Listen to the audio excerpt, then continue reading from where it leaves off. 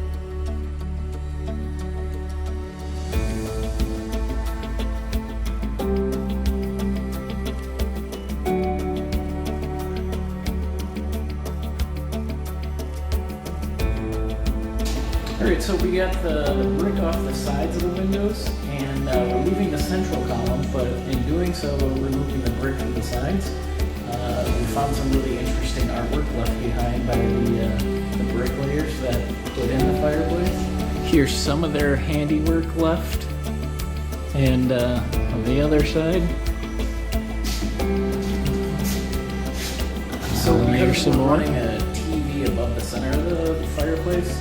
We had to run an outlet, and right now we're working on the wire chase for the HDMI cables.